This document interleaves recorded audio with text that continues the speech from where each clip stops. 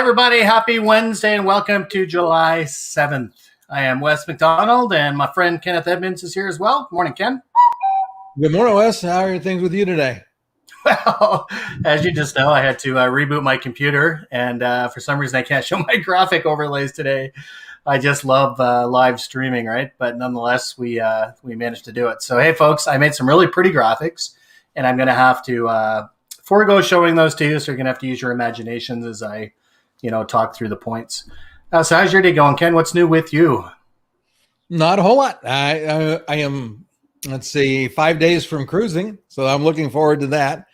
It's been a little on the hot and humid side here in North Carolina, and we got more rain coming, which makes the grass grow. I wish it'd stop. Yeah, I love that time of year when you feel like it's every 2 days you're actually mowing the lawn, right? Yeah, absolutely. No, and of course, it's going to be another good conversation here in the flat rate world. There are just so many exciting things happening, and so looking forward to the progress that we're making and will make in the months to come. Yeah, and what's really exciting today, as you can see in episode 9, called it No Rules, but we really should call it Breaking the Rules, right? So in flat rate, for those that have been following our live streams and the 10-day challenge that we created, you'll know that we are big proponents of using rules to drive both customer savings and increase profits, for the dealer, right? But of course, there are occasions when using rules simply doesn't make sense. There are going to be times when you need to break the rules, and we're going to talk about, what that looks like, right?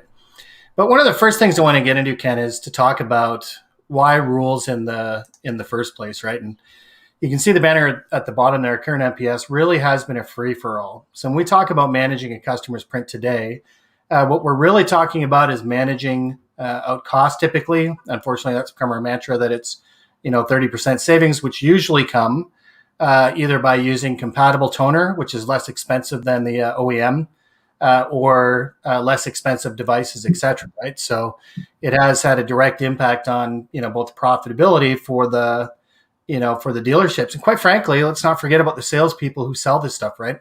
Ken, I don't know if you've been talking to dealers, but it's getting harder and harder to get sales reps right now, right? And it's not shocking to me because everything that they used to get paid on and get paid handsomely on, it's far less money for that piece of equipment. It's far less margin on what they're selling, so it doesn't shock me, right? And I think that really is a result of this free-for-all. Well, I think so too. It's just kind of, we seem to have this race to the bottom. And I love to say that when you're getting double O nothing for a click, it's really hard to make money. And we're headed for there.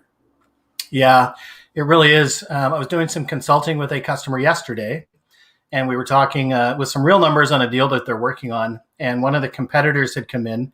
This isn't a different market. It's not in the US, but I guess the typical cost per page, if you will, is anywhere from 8 cents to 10 cents for color in their currency, and then about a penny a page for black and white. This competitor had come in and had cut the margins so drastically to win the business that they were charging 5 cents, so fully half of the high end of what the typical charges are, right? So that simply cannot happen. And for anyone watching, you can see my daughter in the background. Hey, Arwen. Yeah, so it really is a race to the bottom, and this free-for-all hasn't really helped anybody, right? So I would say that most times when we talk about using rules for flat rate, I don't sell or get paid on rules-based software. Do you, Ken? Nope, I don't.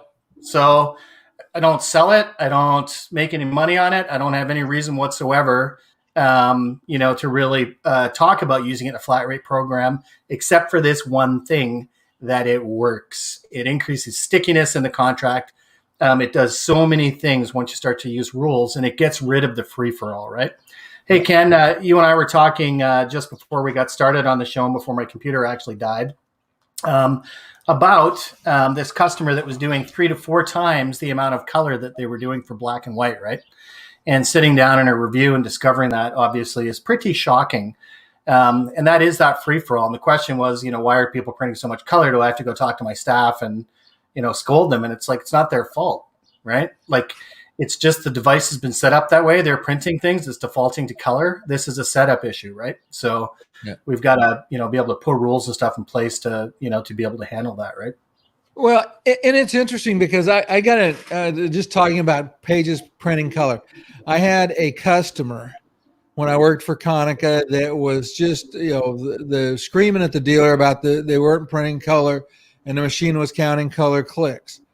And so I went in and started looking at it and started deconstructing some of their documents, because what they were doing was downloading like hymn pages, that they were printing for the congregation. Oh, sure. And there was a PNG file that was included in that was black and white, but it printed as color. And I mean, I had to take the page apart. So you would look at the page, you would see no color anywhere. But this one graphic was causing them the problem, and they were chewing up a lot of color. And those are the kinds of things that, there was no value in the color in it. It was just, the way the driver saw the graphic. And so that's one of the advantages of rule-based printing, is we can force things that don't need to be in color to a black and white device, and and so that it doesn't print color. So for any end users that are watching this episode either today or on YouTube or on LinkedIn, on Facebook, when you see some crazy color counts that you're aware of, what Ken was just talking about is actually quite common. And there are a lot of devices that will actually, even though it's supposedly a monochrome print, to be able to get that specific gradient, if you will, of grayscale, that they incorporate some color to be able to match what that document is trying to do. So this is a very real problem. I can't profess to understand if it's as real today as it was 5 or 6 years ago. Yeah. But some devices are set up to do that, and it's not nefarious. It's actually a quality thing, right? You want this version of gray, that's going to require that I use a little bit of these colors to be able to actually make that gray, because it's actually a little blue gray, right? It's not a pure gray gradient. So lots of reasons, but if you don't have any rules in place, then that stuff is going to happen. And customers printing 3 to 4 times color in the old model under cost per page, I'm sure that we'd be quite happy, because we're getting that revenue until somebody lets them know, like in that quarterly review I was talking about, that it's happening, and how shocked they are, that their previous provider was not, helping them to keep that under control, right? So the free for all costs money. And just to reiterate, under flat rate, everything is what, Ken? So it used to be a revenue item. What is it now? It's now a cost item. So we want to try to control it and slow it down and stop it. This is not just something that impacts the customer. This is something that impacts us as dealers. So now we'll get into the rule types. And again, I wish I had my pretty graphics to show you, but just use your imagination. One of the rule types, one of the first ones that we always talk about, and it really, sort of leans towards what we were just talking about. Ken, what is that? So we're talking about color. What can we do what kind of rule can we put in place to take care of that? Well, we can make it print a mono or to a mono device unless there's a specific reason for it to be in color. Right. And oftentimes that's at the application level. That's an easy one, right? So if we actually say to the customer, look, do you really care if that email or that web page is in color? And if the answer is no, because you're using it just for informational purposes, the only reason you're printing it up is because you want to mark it up, or you prefer to read things on paper versus on a screen, it's going to be black and white, right? And that will oftentimes lead to color conversions, because remember, they're still printing the page, but it's going to be in black and white now. Color conversions of 30% or more. So pretty significant hits, right? The second rule type that I usually see in place and recommend is authentication. And authentication is great for a couple of reasons. Can you see the recent news with Kaseya, that they were just hacked, and there was some exposure? I've seen some weird numbers. I think there were a couple hundred customers which were directly, obviously impacted, but possibly 1,500 to 2,000 more which were actually touched, right? So this ransomware problem, this security problem that we have is not going away. And printers are a great place for people to start looking. And they'd say, well, nobody would ever use a printer to hack a network. Well, guess what? The software, and I'm no expert, but the pieces of software that they used to hack Kaseya that was spread out to their customers was actually a piece of software that was designed to send out security patches, right? I can guarantee it wasn't ransomware. So again, I'm I'm just talking, out the side of my mouth from what I was reading in articles, but they're not using typical gateways, right? They're not always using typical methods. So I love authentication on print devices, so we can know the who, what, where, when, and why of what's going on, right? Well, Yeah. and okay, just you think about in the dealership itself, what do you have of value that, you have a salesman leaving. If he goes in and prints your customer list, that's hugely valuable. And by using rule-based printing, you can at least know what they printed and who printed it. So that if it's gone, or if all of a sudden all of your customers are getting hit up, you can understand why and where.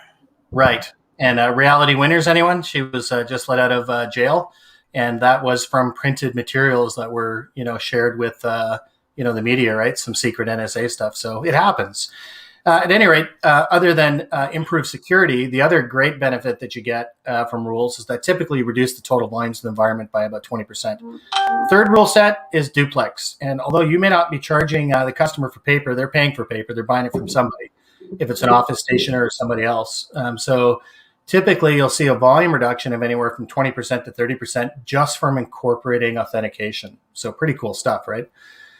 And I'm going to move into this 3 flat rate levels and quotes. And the reason I bring this up is Ken, when we're training, dealers on actually deal crafting, we recommend that they present 3 opportunities for the customer, right?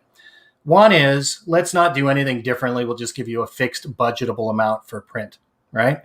The second level is, let's do something that your users won't notice. It won't impact how you work. We're just going to make sure that you're only printing color when necessary, right? And the third one is, if you really want to save money, then we're going to put in the authentication, and we're going to put in some other rules to make sure that your workflows, you're not just printing because that's what you've always done, but that you're looking at additional workflows. So in that first scenario, Ken, that's what I love about it. That's a perfect scenario not to use rules. If the customer says, you know what, I like it, I don't mind paying a little bit of a premium for getting that fixed budgetable amount, because Ken, we have a dealer friend in Chicago who does that, and customers pay a premium just to be able to get that flat rate. It's not nefarious. It's just that's what they want. They want that budgetability. So in that case, don't use rules. Yeah, I was going to say, he's very straight up with the customer, but it says, for a little bit more, you can have flat rate. And they say, oh, we'll take the flat rate. And it bumps his margin up, makes life better. But yeah, in those cases, those customers probably don't want rules. It may be that in the future they'll decide they want rules, especially if you talk to them about the security. But there are going to be customers that like things the way they are. They'll just pay a little more for the flat rate program. I always like using real life analogies, right, Ken? So, if you go to somebody who just bought one of the new Corvettes, like the mid-engine supercars, they are beautiful, by the way. One of my neighbors down the street has one, and every time I drive by, I slow down just a little bit to have another peek, right? Do you think I could convince that guy that he would save a bunch more money if he traded it in for a Corolla? No, that's not why he bought the car. So don't assume that every customer is completely concerned about the cost of the print being absolutely the lowest, right? That's part of the problem that got us into that race to the bottom in the first place. If they're happy to have that budgetability, if that's more important to them, then give it to them, right? I don't see any reason why you wouldn't.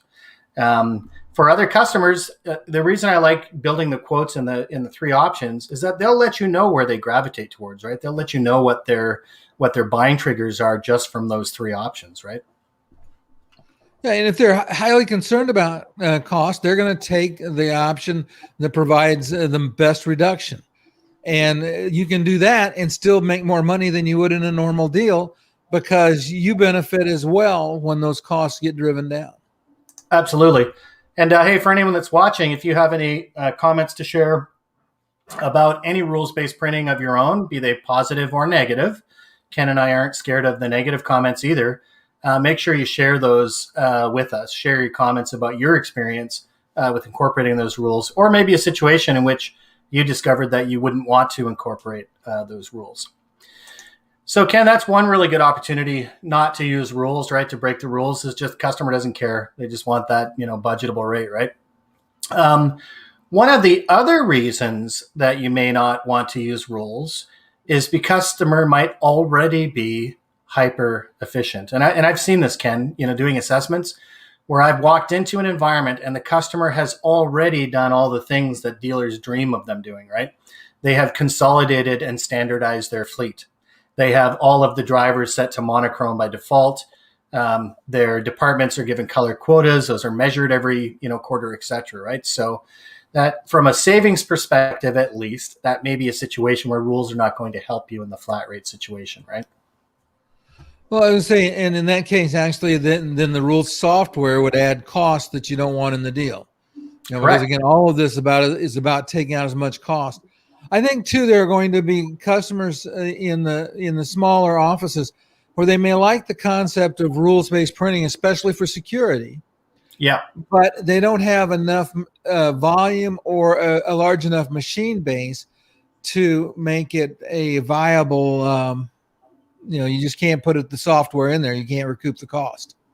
No, and like I said, from a security perspective, it's like I would love to think that every customer would do it, and I'm sure the people that make the software, that produce the rules, would love everyone to, really get on the security bandwagon. But of course, we know realistically that's not going to happen, right? So, you raised a really good point, though, is that when we're deal crafting, we always look at that balance of the cost of the platform to be able to deliver those savings, right? And does it marry up? Yeah. And as we know, sometimes it doesn't. Sometimes the cost benefit to the customer, if that's what they're looking to do, it just doesn't work, right? So in those cases, rules may not be the answer, and perhaps standardizing on either some kind of driver situation where you set all the devices to monochrome, et cetera, maybe that's the answer, right? That there are different ways to get to the same impact if for some reason it's cost prohibitive for both you and the customer, right? Because under flat rate, that's got to be the arrangement, the deal between us and the customer, is that we're both going to benefit from the work that we do together in this flat rate arrangement, right? Absolutely. Again, take cost out for them, take cost out for us as a dealer, and then we both win, and they get what they really need. Yep. So one of the other rule sets is duplex, right? And there are situations when, as a rule, we put that in place, and it may not make sense to do that. And one I can think of right off the bat is law firms, right? So that when they're sending legal documents to their customers, that their preference oftentimes is to have only information on the one side of the page, right? In other words, that document is there. So that's another great situation where you may not be able to use those rules. Is in a situation where for legal reasons or other things that the customers simply can't incorporate those things, right? That they can't have that extra layer between the documents they're producing for their customers, et cetera, right? Yeah, I think that probably, the other thing that came right to my mind is you would not want to set, if they're creating NCR forms, you sure don't want to set those to duplex, because that doesn't work well either. No, it doesn't. One of the other situations, I'm trying to bring up my graphic here again. I'm not sure if I'm going to be able to. Probably not. I wish I could really share this. All right. There's one other scenario, Ken, that, unfortunately, not everyone is going to want flat rate. There's another great reason not to pursue the rule side of the business right now. If the customer does want to pursue rules, education is a great example where they sometimes have their students, they want to give them quotas, or they want to be able to, charge back for the documents that they're producing either in the library or in the classroom or, or whatever, right? But that they may not want to have a flat rate contract in place because they have to bill back their clients somehow in a cost per page scenario, right? So again, if they're not a good candidate for flat rate at all, then maybe they're not a good candidate for, the rules either, right? And Ken, you and I talk about this all the time. Not every opportunity is a flat rate opportunity, right? Absolutely not. There are going to be types of clients that you're going to at least want to be super careful of. I think of, churches and schools could be a real, if you put them on a flat rate, their print volumes might go absolutely through the roof. Now we can protect for it, but again, it just kind of defeats the purpose. So those are cases. Really small customers probably doesn't make sense. Customers that don't want rules, it may not make sense. So there are all of these things. And it's just that it's just another, you could say flat rate is another tool in your toolbox to attack the customer base. It is a tool that works for a lot of customers. And when it does work, especially when you can bundle some things together with it, it becomes incredibly sticky.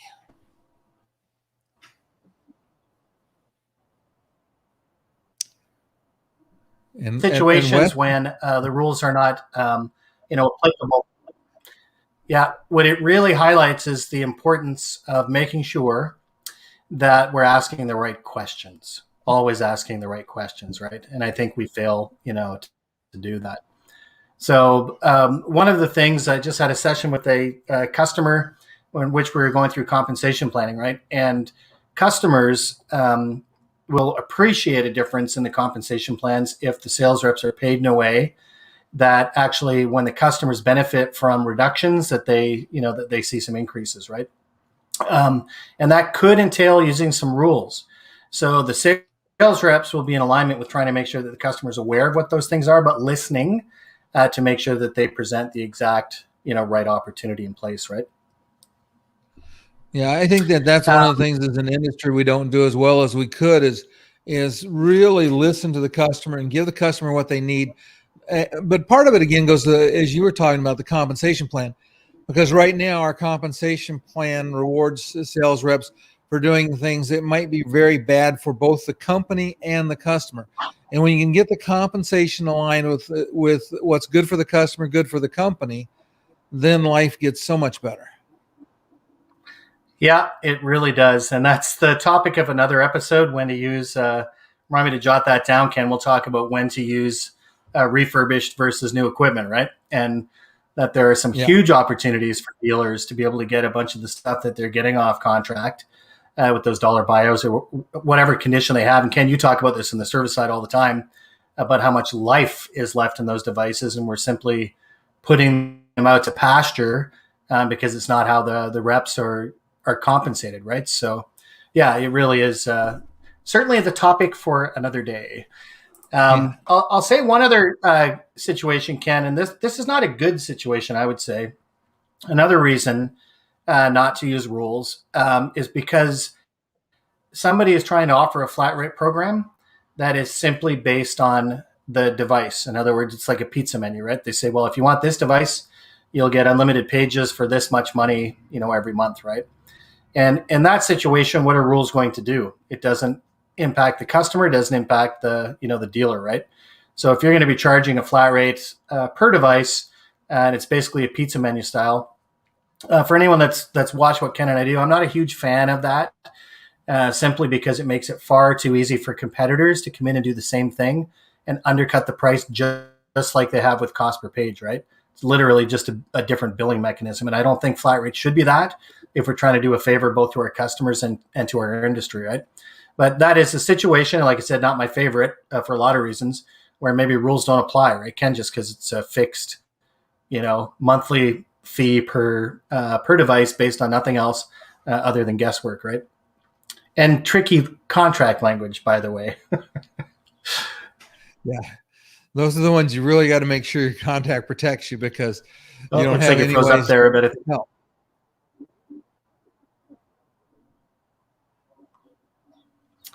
Yeah.